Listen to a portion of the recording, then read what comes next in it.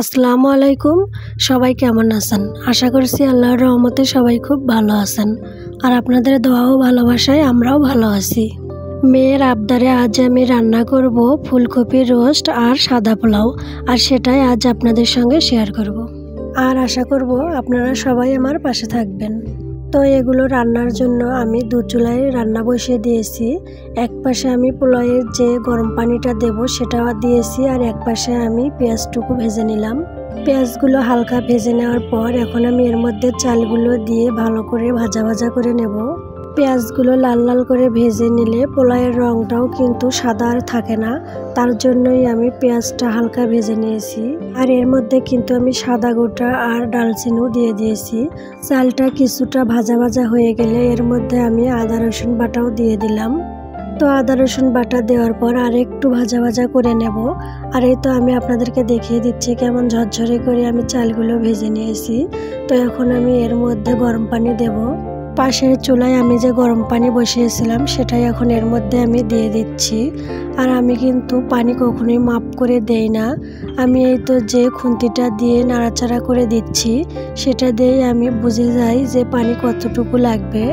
তবে যদি আমি পানি মাপ করে দেই তাহলে যে কৌটা দিয়ে আমি চাল মেপে নিয়েছি সেই কৌটা দিয়ে 1 কৌটা চালের জন্য 2 কৌটা পানি দিতে হয়। আর এসব করতে গেলে আমার কাছে বেশ ঝামেলার মনে হয়, তার জন্যই আমি আন্দাজ করে পানিটা দিয়ে দেই। এতে করে আমার পোলাও রান্নাটা যে খারাপ হয় তা কিন্তু নয়, বেশ ভালোই হয়। তো গরম পানি দিয়ে দেওয়ার পর এর মধ্যে আমি কিছুটা গরুর দুধও দিলাম পোলাওয়ের রঙটা আর একটু সাদা করার জন্য। তো তারপর এখানে আমি লবণ দিয়ে দিয়েছি আর দিলাম কাঁচামরিচ একটু বেশি করেই দিয়ে দিয়েছি, কারণ আমার শাশুড়ি মা পোলাওয়ের সঙ্গে সিদ্ধ কাঁচামরিচ খেতে অনেক পছন্দ করেন, তার জন্যই দিলাম। তো সব কিছু দিয়ে দেওয়ার পর ঢাকনা দিয়ে ঢেকে এপাশের চুলায় আমার পোলাও রান্নাটা হতে থাক। আর ওপাশে আমি যে পানিগুলো পোলাওয়ে দিয়েছিলাম তার একটুখানি বেশি হয়েছিল, তো ওই গরম পানির মধ্যে কিছুটা লবণ মিশিয়ে ফুলকপিগুলো ভাপিয়ে নেব। এতে করে কিন্তু ফুলকপির মধ্যে যদি কোনো পোকা থেকে থাকে তাহলে সেটাও বের হবে, আর সেই সাথে ফুলকপিগুলোও কিছুটা সিদ্ধ হয়ে যাবে। এই তো আমার ফুলকপিগুলো ভাপিয়ে নেওয়া শেষ, এখন আমি পানি ঝরে নিচ্ছি।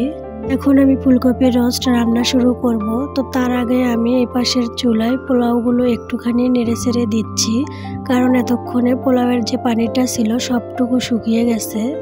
তো পোলাওগুলো একটুখানি নেড়ে চেড়ে দিয়ে এগুলো আবারও ঢাকনা দিয়ে ঢেকে আগুনের আঁচে কিছুক্ষণ রেখে দেব। এতে করে কিন্তু পোলাওগুলো অনেক ঝরঝরে হবে আর খেতেও ভালো লাগবে। তো তার জন্য এখন আমি নেড়ে চেড়ে দিয়ে তো এভাবে একেবারে ঢাকনা দিয়ে ঢেকে আর কিছুক্ষণ রাখবো চুলার আঁচে। তো এখন আমি কড়াইয়ে কিছুটা তেল দিয়ে তার মধ্যে আমি ফুলকপিগুলো কয়েকটা করে দিয়ে হালকা আঁচে ভালো করে লাল লাল করে ভেজে নেব। আর এই তো আমার ফুলকপিগুলো ভাজা শেষ, এখন আমি তুলে নিচ্ছি। সবগুলো ফুলকপি আমি এভাবে ভেজে তুলে নিয়ে ওই একই তেলে কিছুটা পেঁয়াজ ভেজে নিচ্ছি। পেঁয়াজটুকু হালকা ভাজা হয়ে গেলে এর মধ্যে আমি কিছুটা পেঁয়াজ বাটা আদা রসুন বাটা দিয়ে আর একটু ভাজা ভাজা করে নেব। তো পেঁয়াজ আদা রসুন সব কিছু ভালো করে ভাজা ভাজা করে নেওয়া হয়ে গেলে এর মধ্যে আমি একটা মশলা আগে থেকে রেডি করে নিয়েছিলাম সেটা দিয়ে দেব। আর এই মশলাগুলোর মধ্যে ছিল মিষ্টি দই।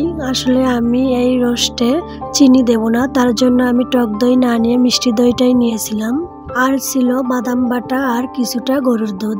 আসলে হয়েছে কি, যেসব মশলা সবসময় ঘরে থাকে সেই সব মশলা দিয়ে আজ আমি এই ফুলকপির রোস্টটা রান্না করে নিয়েছি। তো যাই হোক, সবগুলো মশলা ভালোভাবে কষানো হয়ে গেলে এর মধ্যে আমি ফুলকপিগুলো দিয়ে আর একটু নাড়াচাড়া করে নিয়ে এর মধ্যে এখন আমি কিছুটা পানি দিয়ে দেব। ফুলকপিগুলো যেহেতু আমি আগেই আদা সিদ্ধ করে নিয়েছিলাম তার জন্যই এখন আমি অল্প করে পানি দিয়ে দিলাম, নয়তো ফুলকপিগুলো ভেঙে যাবে। পানি দিয়ে দেওয়ার পর এর মধ্যে আমি কয়েকটা কাঁচামরিচ দিয়ে নাড়াচাড়া করে ঢেকে রান্না করে নেব যতক্ষণ না পানিটুকু শুকিয়ে যাচ্ছে ততক্ষণ। কিছুক্ষণ রান্না করে নেওয়ার পর এই তো দেখুন ফুলকপির রোস্ট আমার হয়ে গেছে। আর দেখুন দেখতে মাশাআল্লাহ অনেকটা সুন্দর হয়েছে। এখন আমি চুলা থেকে নামিয়ে নিচ্ছি।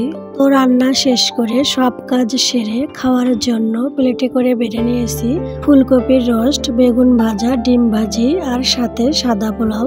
খাওয়া দাওয়া কিন্তু একদম জমে যাবে। তো আপনাদের কাছে আমার এই ছোট্ট ভিডিওটি কেমন লাগলো অবশ্যই একটা কমেন্ট করে জানাবেন। আর ভালো লাগলে ভিডিওটিতে একটা লাইক দিয়ে চ্যানেলটি সাবস্ক্রাইব করে আমার পাশে থাকবেন। তো ধন্যবাদ সবাইকে।